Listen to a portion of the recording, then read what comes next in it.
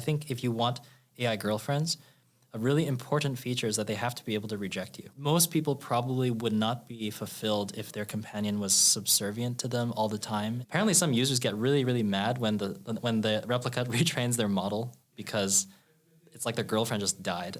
If Zuck wanted to, he could build like a humanoid robot. They're like this close to doing it. So like the Quest 3 is basically like a robot head. Yeah. Essentially. It's got all the sensors needed to do like perception and compute, extremely low latency. In the old medieval days, when there was like a dispute, you would have your champion go fight the other rich person's champion. I think in like the kind of culture war and such, you just have an uber powerful champion that like debates another like model, and then they just duke it out. And maybe it's like a physical robot fighting another robot, or maybe it's like a more like aristocratic like debate type thing. I think there's this like lump of labor fallacy often that comes with like, oh, if this business is buying, 10 robots, they're going to be like firing 10 workers. Some businesses might do that, but better businesses will actually 10x their security workforce. On the hardware side, we are benchmarking against a miracle of engineering that is the human body, and no feat of engineering has ever come close to like anything like what the human body can do. So yeah, the history of neural networks, and actually many things in AI have been inspired a lot by biology, like genetic algorithms, evolutionary algorithms. I feel like in the last decade and a half-ish of deep learning progress, the vast majority of major contributions have come from people who did not really adhere to that way of thinking, but more like, how do I push as much data as fast as possible onto my GPU? And then how do I do this on as many GPUs as possible? Many AI safety folks are great researchers. Yeah. But then they dress up these kind of existential risks as a way to get a lot of nonprofit funding. I'm kind of cynical actually when it comes to the nature of regulation. I feel like many regulators treat it not as a civil service, but actually as a career to marshal resources for their division of government. So the standard of living of someone in the US today and living in a coastal city is probably comparable to like, I don't know, the emperor of China 1,000 years ago or something. Right? If everyone is living in an abundance, maybe the currency of the future will just be like joules of labor, right? So like it won't be like in units of cash, it'll be like in units of energy.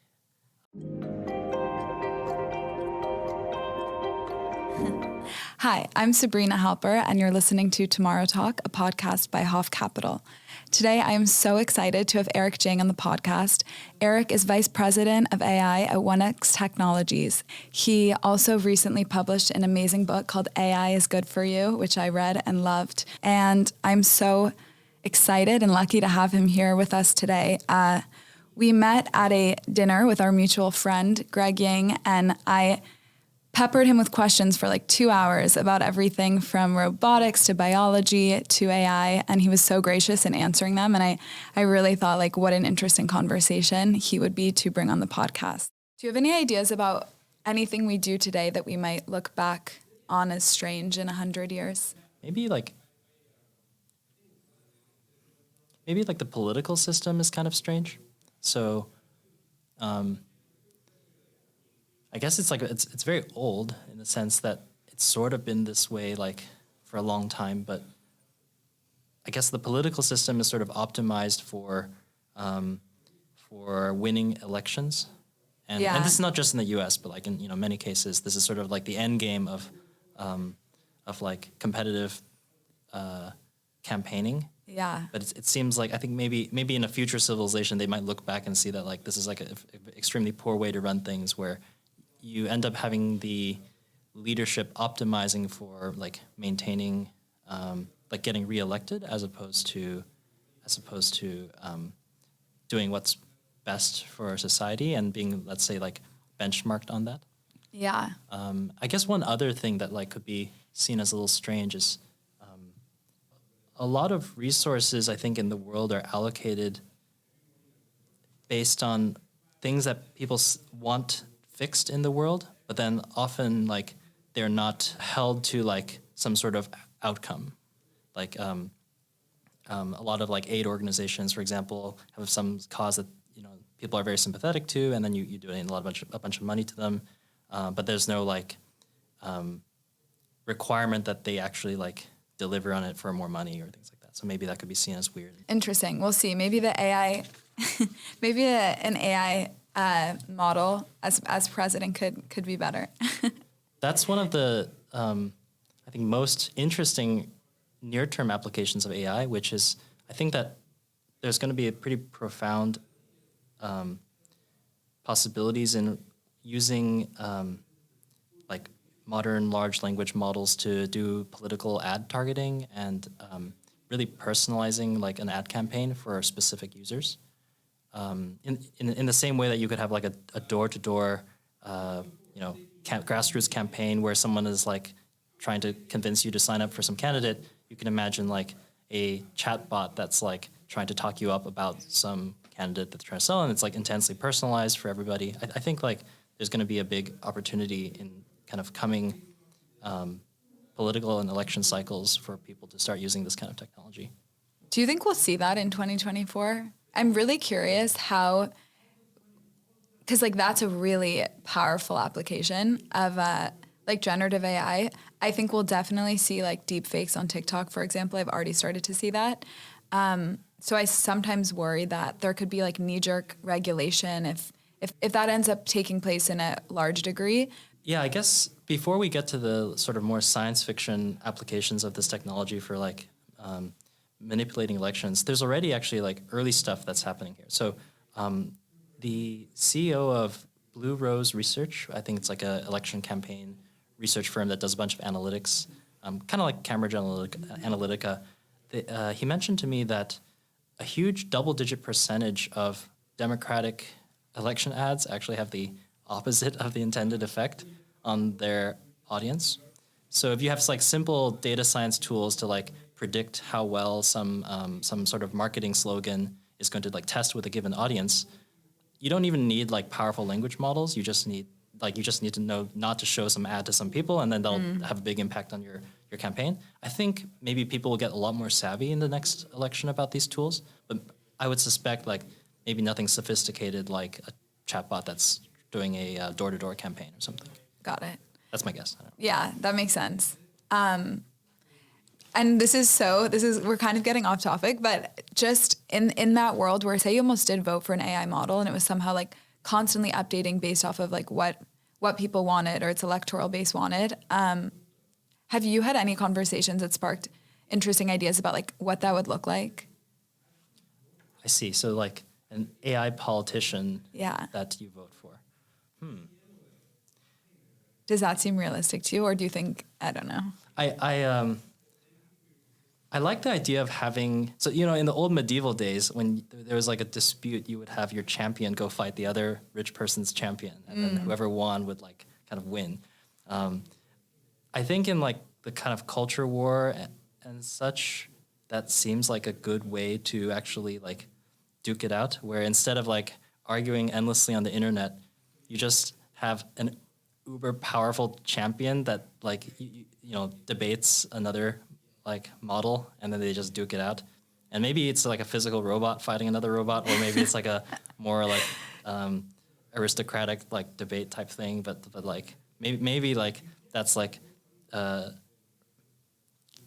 reinventing the debate format. Totally. In the form of like using AI might be pretty interesting in the future. Totally, and it's like your AI that's based off of your ideas, everything you've said, what you'd want, and that would be really interesting. Also, in terms of the physical fighting format, it makes me think that like, if the Elon Zuck fight were to ever to happen, it should probably happen with their like, I don't know. I guess Zuck isn't building a humanoid robot yet, but they're Elon close. certainly is. Like they're not doing this, and I know a lot of folks who work on the embodied AI efforts there. They're like this close to doing it. So like the Quest 3 is basically like a robot head. Yeah. Essentially. It's got all the sensors needed to do like perception and compute, extremely low latency. That's like not an easy problem. So essentially they've solved the problem of like how do you do a really good like robot head for like what? I think they sell it for $700 for the Quest 3. And that's pretty cheap. If you were trying to build a robotics company and you want to build your own head with like an NVIDIA off the shelf thing and you buy your own cameras and whatever, you're probably going to go over $700. So like the meta folks actually have figured out how to like build this component. Interesting. And then like they've also done a bunch of research into like haptics and touch sensors and stuff. So they basically built everything except for the thing that glues it all together. Yeah. Yeah. So I think like if Zuck wanted to, he could build like a humanoid robot, and I think that would be really funny because it would also probably piss Elon off. Totally. There could be a Optimus against whatever he names his bot fight. Yeah. In the in Rome. That would be pretty epic. Yes. Also, could that act as like, because I've heard that like Tesla, like basically they get to have all this like real life data, so it becomes this like data engine for them, which with they can like teach the car more things, or hypothetically like teach a robot more things. Can VR glasses work the same way? Sure. Yeah. So that's actually how we teach robots at 1X. Yeah. Just for some context, the VR is basically a device where a human looks at the world, or something's broadcasting to the human in the world. So imagine you have like a pair of cameras that is looking at the world and it's sent to the VR, and imagine the cameras are also attached to like some robot or something. So if the human is like moving in VR, you can take whatever the human is doing and use that to like control a robot. So maybe it's like a pair of arms. It doesn't have to be arms. It could be something else. And so the human is basically getting a stream of pixels as their input, and then they're moving, and then the motions are captured and sent back to the robot. So that can be used to like move things around, and that's how we move our robot with telemanipulation at 1X. So then if you're doing this, you can actually record like what is the human in the loop deciding to do. And if you're logging all of this, you can say like, given what the human is seeing, what are they doing? And so you can essentially clone what it's like to be the human from VR. And the more you can capture about the human, like their face or their motions or their small micro expressions, the more you get to like actually uploading them into the simulation, so to speak, when you're training to predict their behavior. Wow. So for example, like you could imagine that there's actually a story of like some I saw this on Reddit at some point where someone used to race their dad in this like racing game, and the way the racing game works was that it would during the race play the ghost car of the best high score so far for that track, and his dad had the highest score, so he could like race with his dad like while he was playing the game, and it felt like there was an emotional connection there.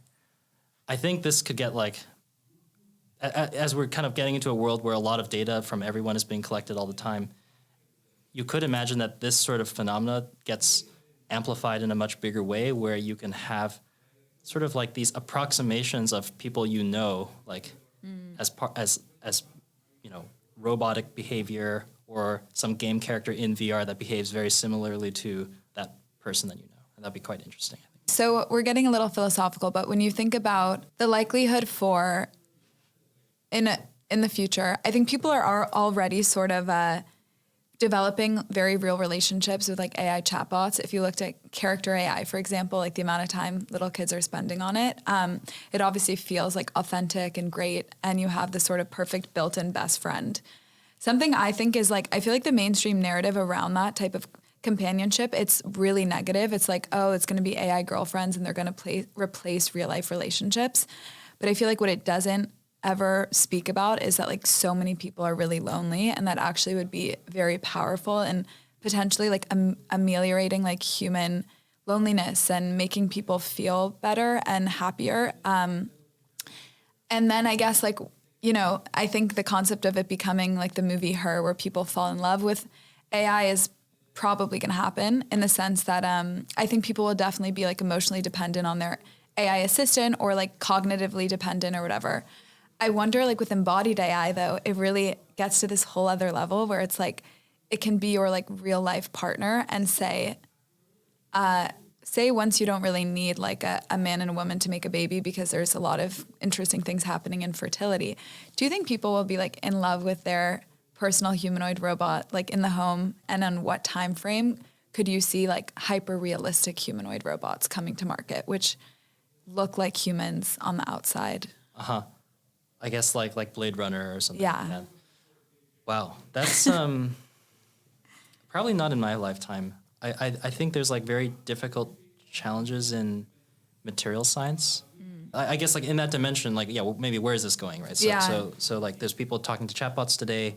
The sessions are getting longer and longer, and when it's embodied, it could also be more salient.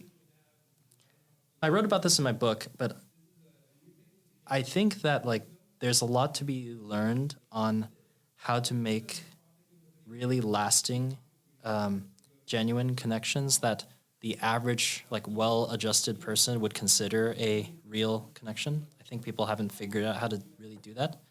There are like versions where people get really, really attached to AIs and stuff, but I think that they're still sort of, if like most people look at that, they would consider that like not really a whole relationship. One fun like implementation detail is that I think users of Replica often get really mad. Replica is a company that's kind of like a competitor to Character AI, which they make like clones of people based on I think text transcripts or like AI girlfriends or whatever. And apparently some users get really, really mad when the Replica retrains their model because it's like their girlfriend just died, and like from the company side of things, they can't like maintain a separate model just for like one user and not change anything. And that like so that seems like a very difficult like product kind of PM type question that is very kind of blue sky, and no one really knows how to deal with this at the moment. So there's just like the kind of like logistics of how you manage so many customized things for so many users.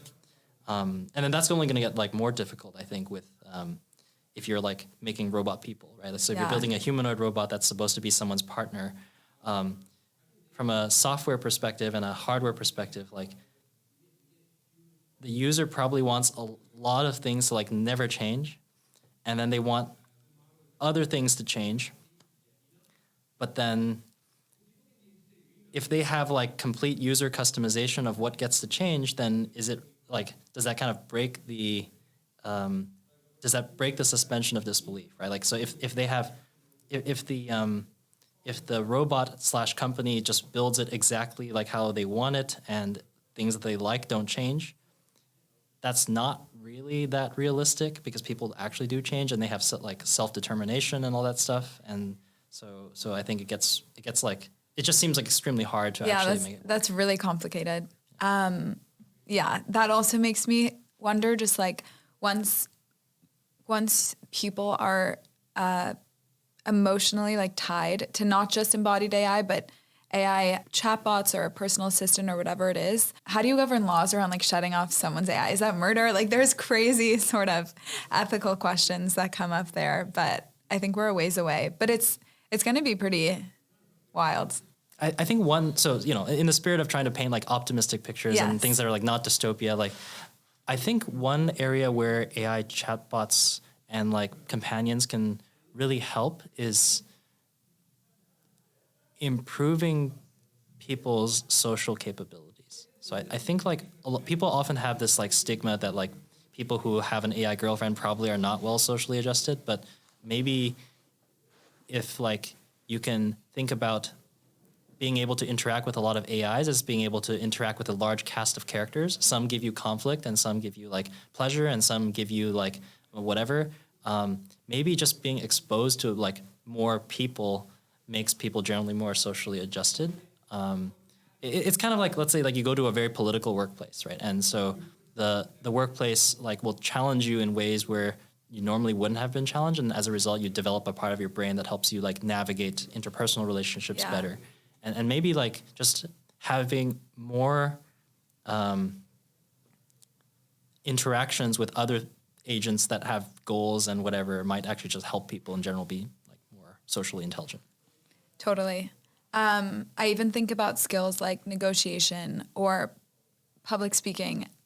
There are certain things that are hard to learn or practice without that sort of like other being and perspective in front of you. And I've even thought like, it would actually be really good to, I want to grow a podcast, so I want to practice interviewing people, right? And that's a skill where I'm like, I definitely want to improve and practice more than just when I'm with the guest. And I always think like that would be really helpful to use a sort of like voice chatbot for. Mm-hmm. This is also pretty blue sky. I think no chatbot company really does this at the moment, but having the ability to have like almost like sparring partners for a variety of different tasks that people want to do to help them improve would be good. Like in the same way that you want to like play chess against people to get better, and then you want to be matched on roughly on elo, but you actually generally want their elo to be slightly higher. That like improves things. If chatbots can help people get better by kind of providing obstacles against them or providing a source of conflict, that I think that can actually really grow people a lot. Totally. So zooming in a bit more to AGI and how we would maybe achieve it, is online data the way to get to AGI, or do you think we would need data from, say, like humanoid robots or cars or VR glasses to create a fully like semantic understanding of the world? Yeah, it's a great question, Sabrina. So the community is kind of split on this. I can give you like the Steelman case for both cases. That would be awesome. For the folks, there's a prior to GPT-3, I think a large part of the machine learning and AI research community was under the belief that you needed to have some sort of embodiment in the world, like a robot encountering its own consequences in the world and, you know, exploring like a baby or something. And then, of course, you would also rely a lot on web data like YouTube and text corpuses and things like that. Then GPT-3 came out, and then it was very surprising how smart these things are. And in fact, they could do a lot of tasks that were previously thought to be impossible with only text. So a classic one is what is known as a Vinograd schema. So for example, if I say the sentence, I tried to put the trophy in the box, but it was too small. What is it referring to? And I think there used to be some folks who would believe that, like, okay, if your AI can't physically visualize the box and the trophy, the spatially, like, it can't really understand what it's really saying. But actually GPT-3, 4, et cetera, they have no problem with this. They can do this really well. So people are really starting to like question how much you really need from non-text data domains. And so there's now a pretty large contingent of researchers who genuinely believe that you can just train on all the knowledge on the internet. And if you try to compress it the way you might compress a zip file, but only more aggressively, the only way you can compress effectively is to truly understand the world. So yes, it maybe never grew up in the world, or it never was a person, or it never encountered any kind of like personal life trauma or whatever, but it has to actually understand all of these things, including like what we call consciousness and what we call, you know, the self and blah, blah, blah. It has to actually understand all of this in order to make that compression ratio a little higher, like just to make the file smaller, right? So if you're only interacting with this AI through text, it might actually be completely able to convince you that it's very intelligent. So that's kind of like one camp. And so long as you're interacting with it using the data modality that it was trained on, it might actually be good. So then the kind of other argument that like kind of focuses on robotics, interacting with the world, maybe video, maybe like some sort of causality, like if I decide to do this, what happens in the world? And that's actually like lost a lot of steam in the last few years, because everyone's kind of gone on to train big models and scrape the internet, and there isn't like a lot of research trying to really figure out how you combine the two. So I'm actually in this other camp. I do believe that you need something more than just training on text if you want something like AI companions, or something that's much more convincingly like a human. So let me give an argument as to why I think this is the case. A lot of the companies that are trying to train language models right now as products like ChatGPT and Claude and so forth, they're kind of running to this problem of like hallucinations. So like, what is true, right? So people used to like ask the smartest person they know, and then that would be like, what's true?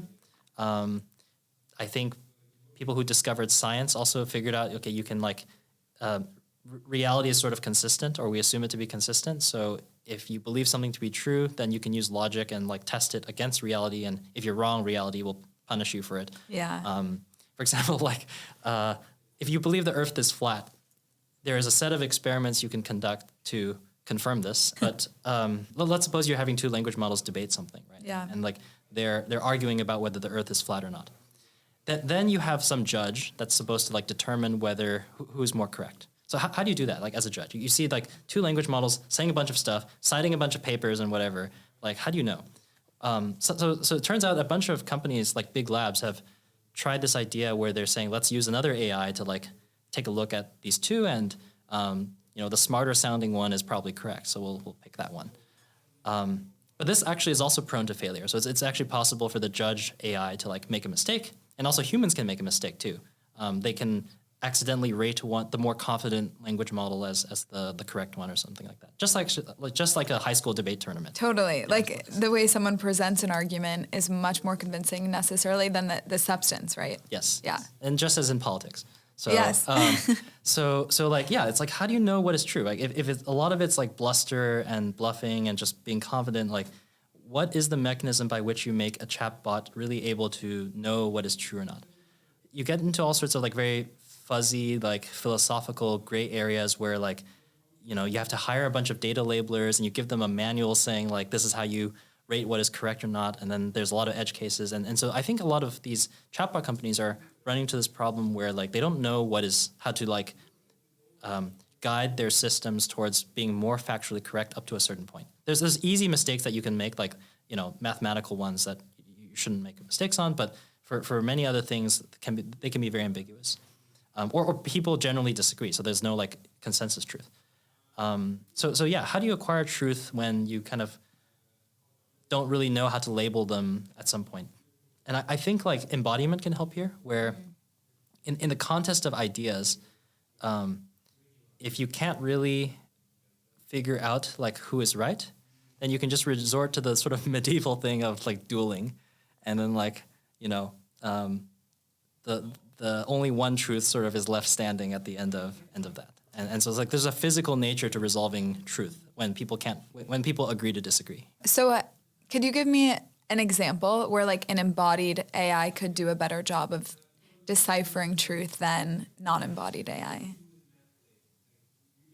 Oh, sure, yeah. So I guess another example is like from prediction markets, right? So prediction markets are like a kind of trading market where you stake money in some belief you have, and if you are wrong, then you lose your bet, and if you're right, you win the bet.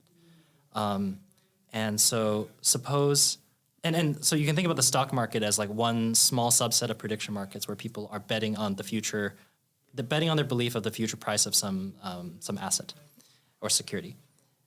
So if you have AIs that are making claims about the world, and they translate that into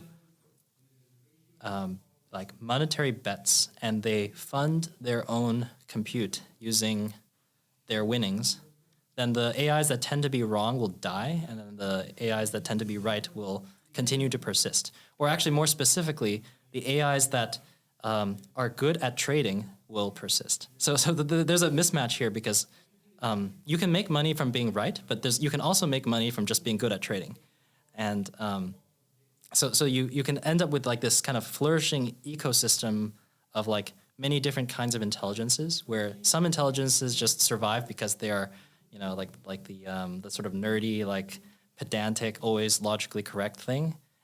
And then maybe like some more parasitic AIs kind of just know how to exploit the behavior of other bots to like make money. And then so you end up with like maybe something where you don't have just like one single metric of what it means to be right, but at least like anything that was extremely wrong with respect to reality will like perish. Yeah, I think that's also very true for humans in a sense, where like there are different ways that humans reach success.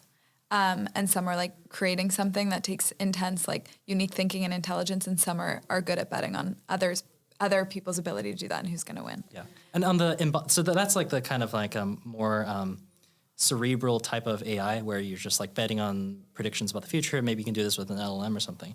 I was actually thinking of something even more like vulgar, which is like just reverting back to the old like Colosseum days where if two parties disagree and they can't like talk it out, they just like send their champion, and then whoever the champion wins is like chosen by God or something. Yeah. That's the winner. Do you have any thoughts around how far away we are from achieving AGI? Slash, what do you define AGI as?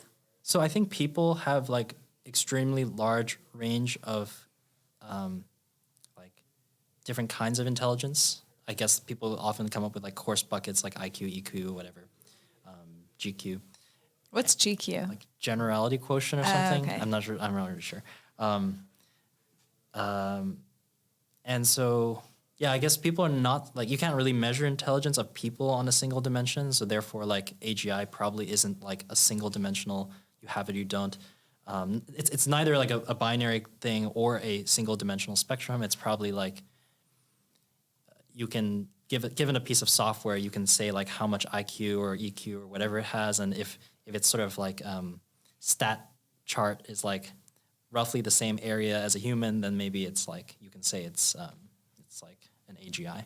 And like many things in life, will probably start with like very rudimentary ones quite soon, and then more of them, and then eventually like some of the a few of them are pretty competent compared to most people, and then at some point maybe like a few of them are very good at a few things but not other things, and then so you kind of have this like stochastic process where you get this ever expanding kind of range of capabilities on these things. And then as for the timeline, maybe like I think within, I don't know, like 15 years, I think it's quite possible that we'll have AIs that can do a better job than most computer programmers today. But then if we compare to human programmers like 15 years from now, maybe because they're augmented with all sorts of tools that we may or may not call AI, maybe they'll be better. But like just compared to people today, I would say like maybe in 15 years, I could imagine whatever Copilot evolves into would be quite good at like coding. So there's a lot of like, even in the words we use to explain building AI, like neural networks, it's modeled after like the human brain. Do you agree with that model that we should be like building AGI based off of the way human brains work? Some people do, some people don't. Right. That's a great question.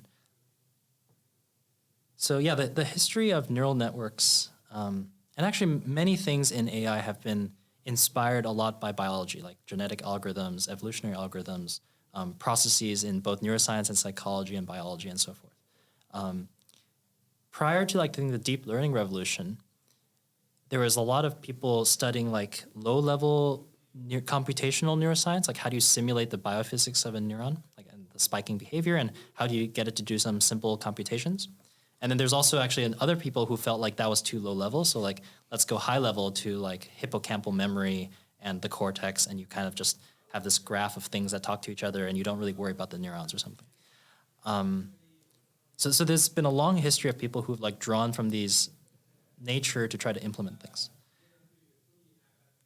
And this is going to like get me a lot of flack from the scientific community, but I feel like in the last decade and a half-ish of deep learning progress, the vast majority of like major contributions have come from people who did not really adhere to like those, that way of thinking, but more like, how do I push as much data as fast as possible onto my GPU? And then how do I do this on as many GPUs as possible? I think there's some exceptions. Like you could argue that actually, the belief in deep nets itself comes from this very biologically motivated thing. But the people who actually got it to work, like Alex Krzyzewski, Ilya Sutskever, they approach this from a very like non-biological mindset. So their advisor, Jeff Hinton, I think is like very biologically inspired. But I think Alex and Ilya, if I remember correctly, like they kind of just thought about like, how do I optimize this thing? And then how do I like push it onto a GPU so I can make it really fast? Do you think that like more brute force sort of way of doing it Do you think that like hits a ceiling at some point? Yeah. So I think drawing from nature is a great way to get inspiration. Like humans are not fundamentally very creative. Like we often draw our ideas from just combining what other people think or looking at nature. And like I think it's like kind of just coming up with something completely new out of nowhere. Like that's pretty rare. Totally. In human creativity. So I think nature is a source of good inspiration for like improving algorithms. What I kind of mean is like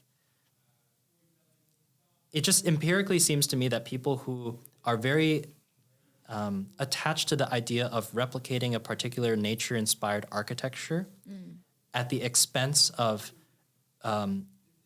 enabling brute force compute. So, for example, you have a choice of like, I want to implement this thing, but it's going to make my algorithm 2x slower or something on a computer. People who often make that choice do not make the best algorithms. So I think there's this like essay by Sarah Hooker called the hardware lottery, where it's like arguing that, people who focused on maximizing and designing their algorithms to suit the hardware so that it could run the brute force thing as fast as possible tended to win. And so I think empirically there's just this track record where like if you really want to make the biological thing work, maybe you like use it as a loose inspiration, but you don't try to like implement it by the letter or don't be too attached to it. One question on robotics. I think the idea of like humanoid robots out in the field scare a lot of people.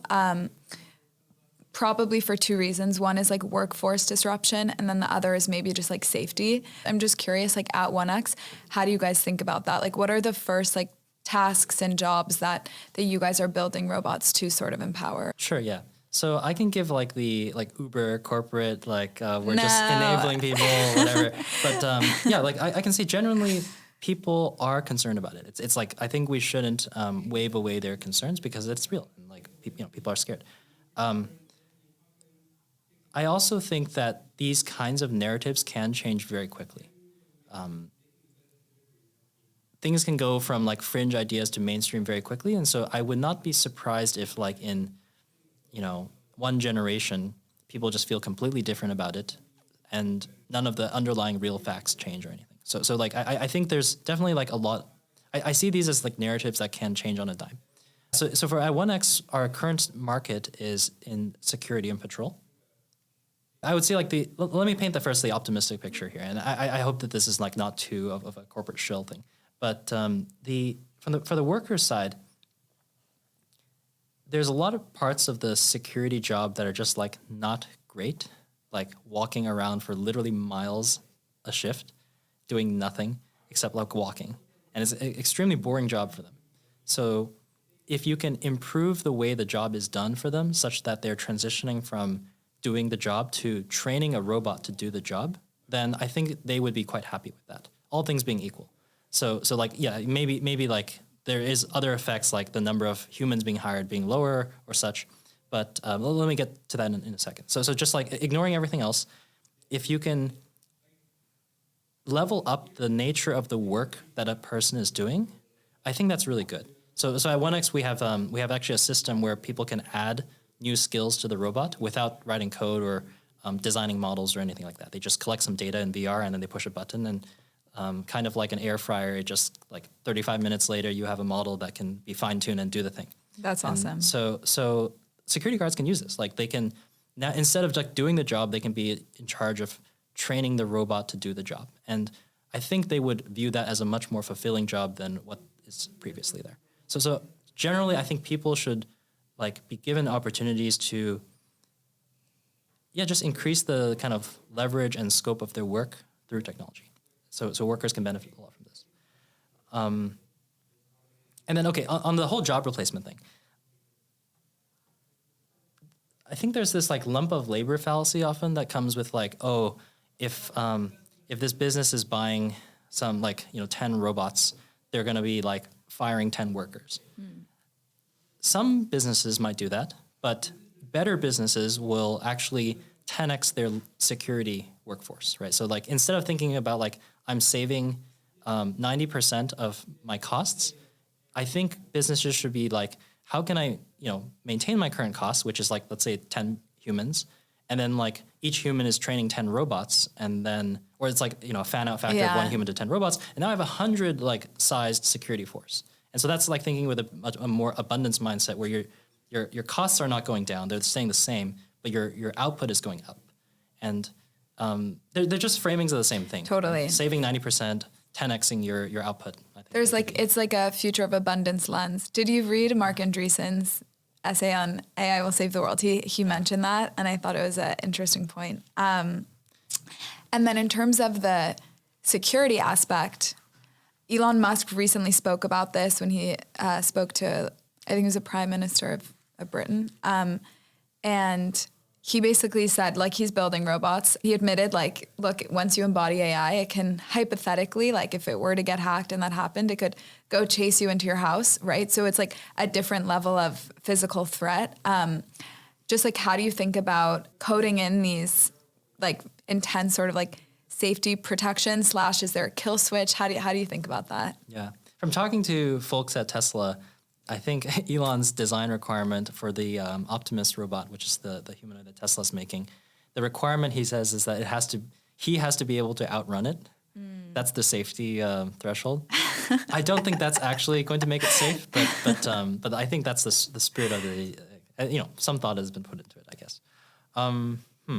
So yeah, I guess if you have enormous technological leverage, I think it goes hand in hand with potential enormous levered harm, right? Like any technology that provides a lot of leverage on someone's productivity could be used for like danger. And I'm not aware of anything that's like that doesn't fit that mold. Like, yeah. So same with books, same with internet. Like nuclear power, mRNA, like literally everything. Yeah. And anything that's high leverage could be levered by a bad person. And I think that's just kind of like fundamentally just how the world works. Technology is frequently used to lever up warfare and also as a deterrent for warfare. So like it's just, I think, leverage increases. But I guess like, are they hooked up to the internet? Like is the fear of like there could ever be like prompt injections? Is that a thing or? I see.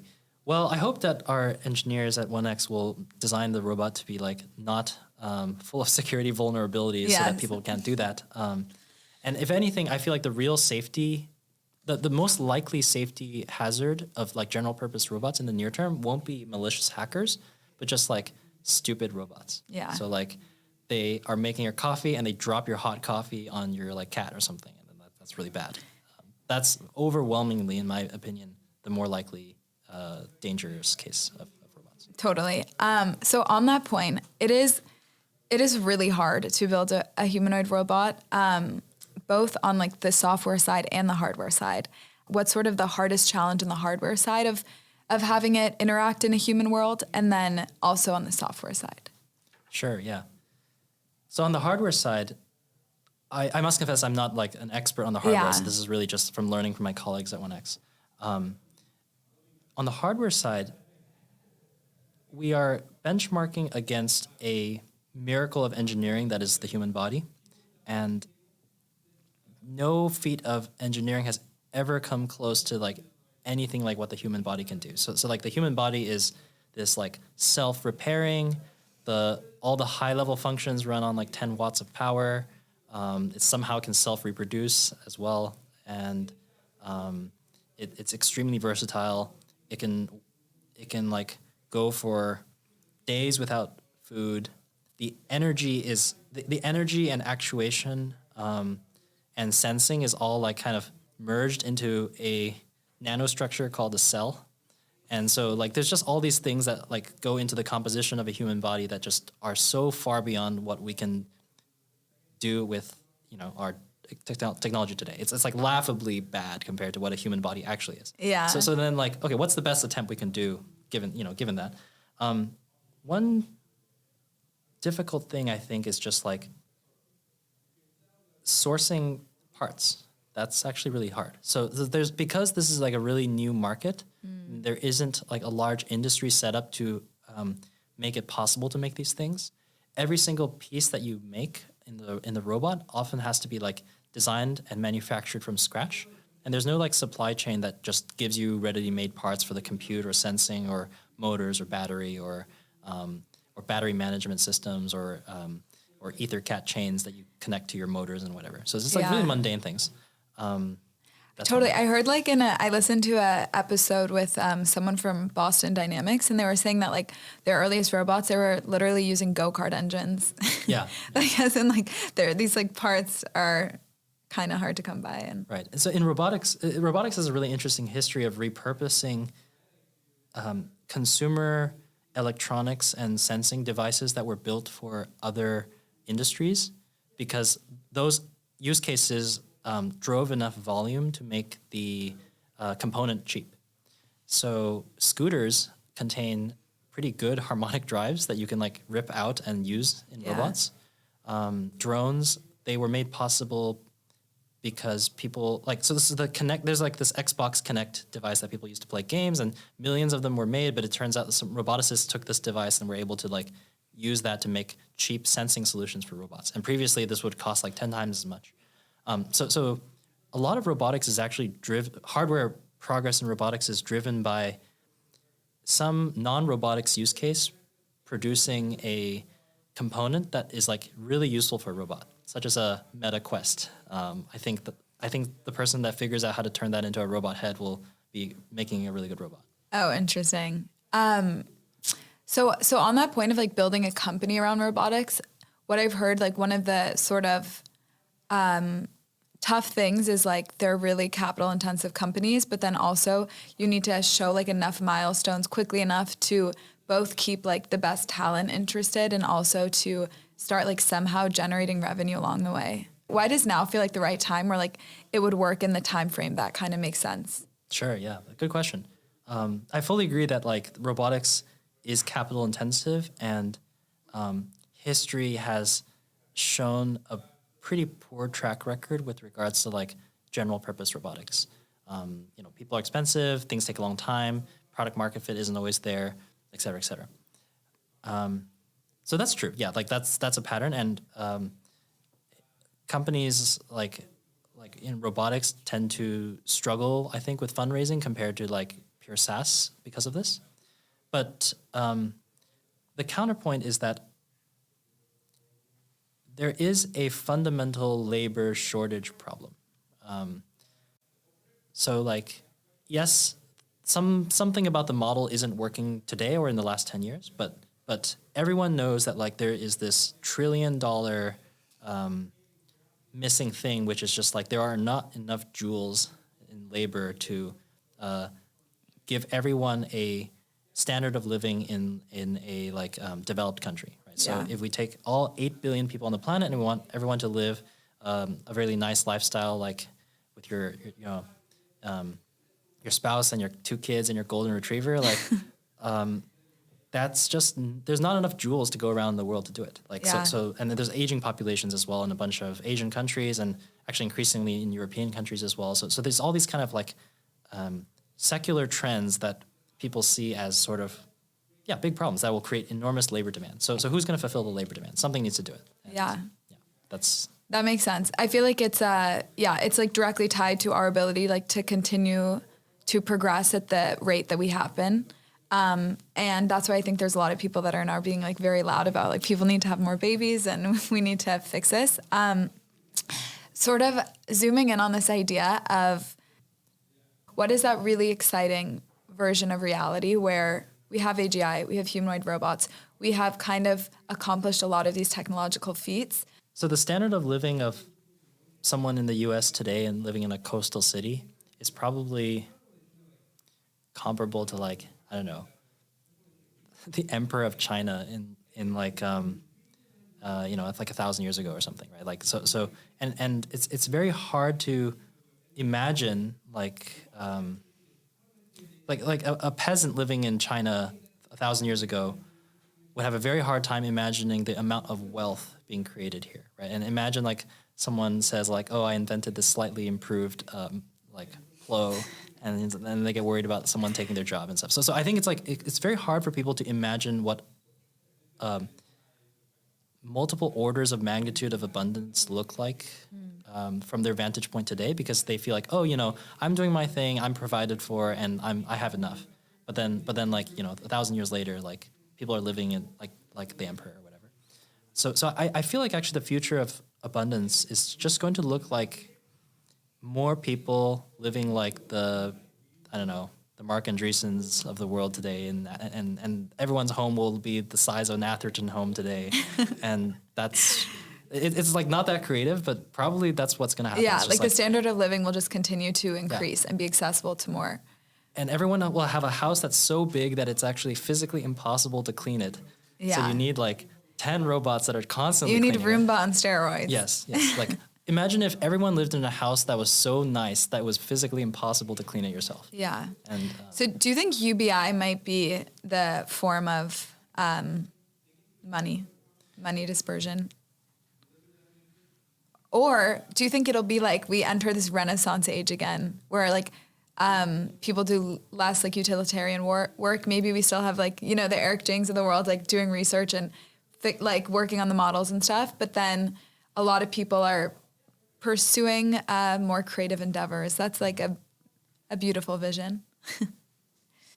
I think a good utopia situation would be that everybody gets to work the job that they really love and they wouldn't want any other job. So if you look at what most people do today, most people are like in some kind of career or some job that they're happy with and provides for them.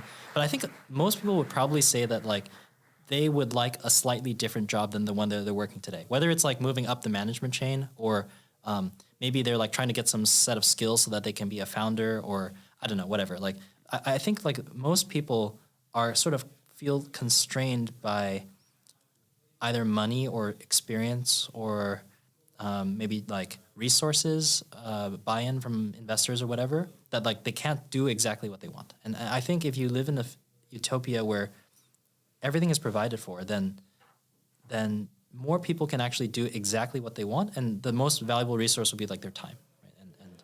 And as to your UBI question, yeah, I'm not like a policy expert, and I don't really understand like the kind of implications of what happens when you give UBI to people, or if like currency itself will change if everyone is living in an abundance. Maybe the currency of the future will just be like joules of labor, right? So like it won't be like in units of cash. It'll be like in units of energy. You get like this many like joules of energy, and then you just spend that on, labor. And the labor is then converting like atoms into your food or whatever. And I don't know, like currency itself could change quite a bit. Do you have any thoughts around what our relationship to robots might look like? Like once we have really, really high functioning general purpose robots. So say there's a robot in our home that helps us with all of our things, cleaning, cooking. Do you think there'll always be sort of this like hierarchy of human robot? Or do you see at some point that shifting to peers, or do we ever become pets? Well, I think if people want AI companions, they have to be equals, right? Like most people probably would not be fulfilled if their companion was subservient to them all the time in a way that they knew that it was subservient to them. Yeah. So I wrote in the book that like I think if you want AI girlfriends, a really important feature is that they have to be able to reject you. Totally. It's so true. Like there are these games that are actually I'm not going to say like important, but there are, you need to have this dynamic for relationships, like both people to feel that they're excited to be in it. So it's like, how do you replicate that? It can't be completely just like shaping around you in every will. People actually don't want partners like that or respect partners like that. Yeah. Yeah. And they also, you have to have something that could leave, right? So you have to show up in a certain way and respect them in a certain way. It's pretty interesting. Yeah.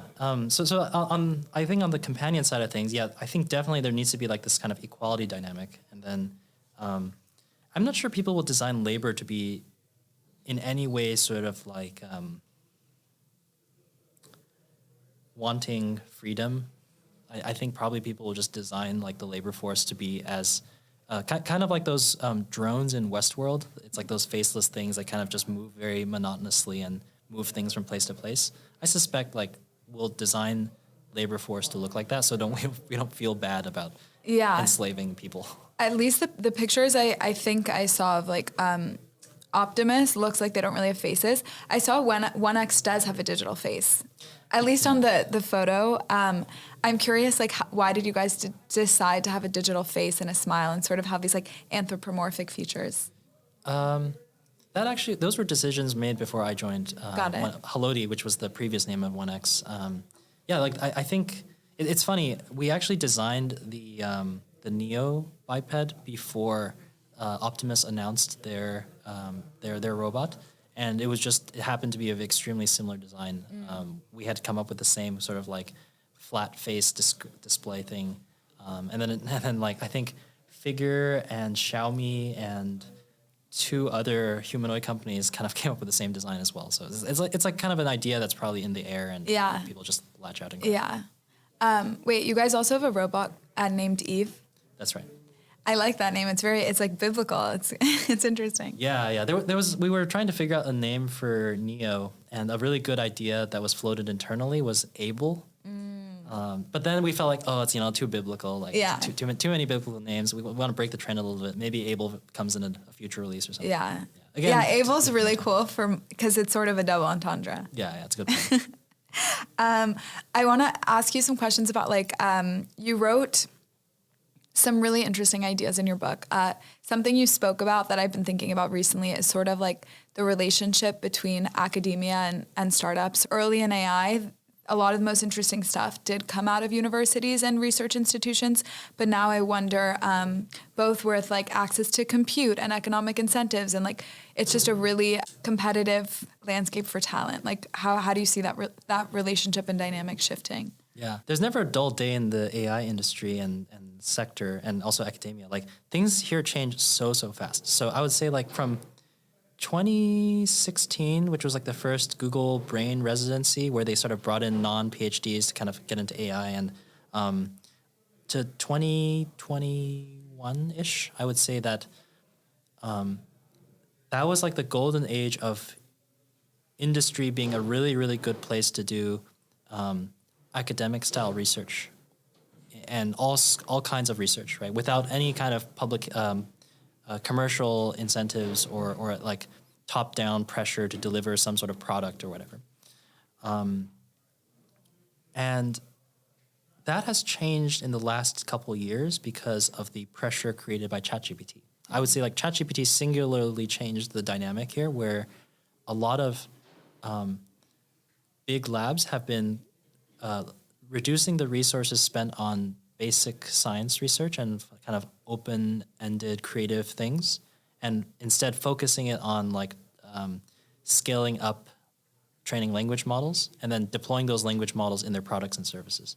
So I do see actually a bit of a reversal here, where some researchers who want to solve like the more long-term things feel like that are not necessarily on the like 1 or 2 year roadmap for training an LLM or a VLM.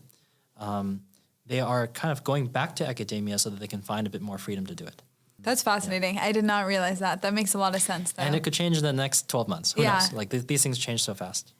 Did any of those realities like factor into your decision to leave Google? Yeah. So for me, I spent almost 6 years like doing research on robotics at Google and publishing papers and kind of coming up with ideas and such. And the main reason that I left to do a startup was that I felt like in a research environment, a lot of the work ends up getting thrown away. So like you work really, really hard, and then you kind of start over on the next idea and then the next idea and the next idea. And nothing really seems to like stack up. The papers do build on top of each other. So like if you trace the citation chain from one paper to the next, there's this like lineage of papers that build increasingly more impressive systems, but the scope of what you can build never gets above some sort of like threshold. And the threshold is like whatever a few very hardworking individual contributors can do in the span of 1 or 2 years. So like that's about like, and then maybe like you have a bigger project and then, Google does a bunch of these bigger projects as well. You can get like, maybe you can have like 25 people working on a project for a year or something. But it's pretty hard in a research org to make something kind of that impacts the world, like a product. And so I think from 2020 to 2022, there was a lot of departures from Google Brain and DeepMind and FAIR and so forth, from researchers who wanted to actually go and commercialize things. And at the time, before ChatGPT put a lot of pressure on these companies, a lot of these companies were very unwilling to deploy AI in real products. Yeah. And for me, like that wasn't really the case with robotics at Google. Like that was a great place, and there wasn't any kind of like issue with like product deployment there or anything. But it was more like I just wanted to try being in a startup because then you have more ability to just ship things to people. Okay, another thing I want to ask you about is on your website, you have a very hilarious but thoughtful kind of writing around effective altruism through haikus. And just to read a couple, like they really made me laugh. Okay. One is like 6 years of funding. Are we safe from AI now? Unsure. Need more cash. Another is pledge away your wealth, but control where it goes. So that's a tax advantage. Another is we ought to slow down the pace of AI progress. I'll still train nets though. It kind of highlights this like hypocritical thinking and action of like potentially like the EA community. And you also kind of write in your book how it's connected to like the AI risk world or like funds that, but then they're still benefiting off of AI. Could you just speak to like some of your thoughts of working in this environment, living in San Francisco, confronting this? Sure, yeah. I guess I should really admit that this is so niche, right? This is like niche humor to the max because probably anyone outside of San Francisco probably doesn't know what I'm talking about. So maybe I can give some context. Yeah. There is a good portion of people in technology, not just AI researchers, but just like software engineers and people who care a lot about technology and pay attention to AI stuff, who feel like AI is so powerful. It seems to get powerful really, really fast. And so if it gets really powerful fast, maybe there's a lot of potential like world-ending scenarios where, it causes massive job displacement and then everyone's poor, or we have it control all the power plants and then it turns off all electricity by accident or something. And so people, I think, often think about this as almost equivalent to a pandemic level risk or a nuclear Armageddon type risk. And so there's people who want to mitigate the risks of very powerful AIs. And I guess they kind of often wave this banner of like AI safety. Yeah. And actually there's funny enough, there's contingents within them that like may or may not like each other. Companies also have their own brand of AI safety, which is much more pragmatic, like, make sure it doesn't blow up in the New York Times, things like that. So I'm particularly critical of AI safety folks who paint a very like sci-fi-esque world-ending scenario and talk about how like we have to invest a lot of resources into preventing these sci-fi scenarios. But then if you look at what they're doing like day to day, if you like watch them type on their computer, it's like not really any different than what any capabilities researchers do. So like train language models, train things to do stuff on computer simulations. And so it's basically like AI research. And many AI safety folks are great researchers. Yeah. But then they dress up these kind of existential risks as a way to get a lot of nonprofit funding. And they're very convincing. Like, I think extremely influential people, billionaires, can often be swayed by this sort of saving the world, savior complex rhetoric. I